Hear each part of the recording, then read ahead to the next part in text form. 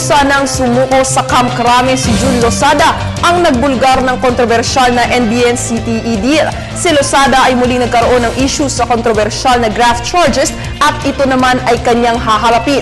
Para sa detalye, balitaan mo kami, Alvin Baltasar. Hindi na hinintay pa ni NBN-CTE deal whistleblower Jun Losada na siya'y dakpi ng arresting team ng Philippine National Police. Sa halip, nagkusa na itong sumuko at nagtungo sa tanggapan ng Criminal Investigation and Detection Group sa Campo Crame. Alas 7 ng umaga, dumating si Losada sa CIDG at sumailalim sa kaukulang fingerprinting at booking na hindi naman inabot ng isang oras. Alas 10, tumulak patungo sa Digang Bayan si Losada na pinaligiran ng mga alagad ng simbahan upang maglagak ng piyansa para sa kanyang kasong graft and corruption na isinampa ni Philippine Forest Corporation President Erwin Santos.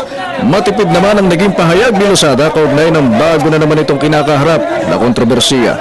Pagod lang, pagod. They were physically checked by our medical doctors at okay naman, we don't see any problem as far as their health condition is concerned.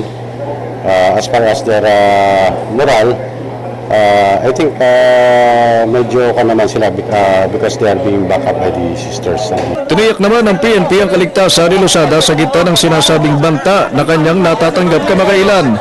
Ito'y sa kabila ng sila'y panatag na rin sa inaasahang tutuluyan ni Losada habang ito'y pansamantalang nakakalaya sa ilalim na ng pangangalaga ng Association of Major Religious Superiors of the Philippines. I believe so.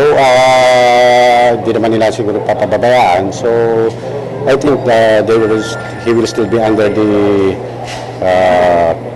care of prison tenants. Bukod kay Engineer Losada, sumailalim din sa kaukulang documentation ng kanyang kapwa-akusado at kapatid na si Jose Orlando Losada. Ang graft charges ay kaugnay ng umano'y maanumalyang leasehold rights na ipinagkaloob ni Jun sa kanyang kapatid at sa isang pribadong kumpanya na kung saan konektado ang kanyang asawa noong 2009 at siya pa ang pangulo ng Philippine Forest Corporation. Para sa telebisyon ng Bayan, Alvin Baltasar.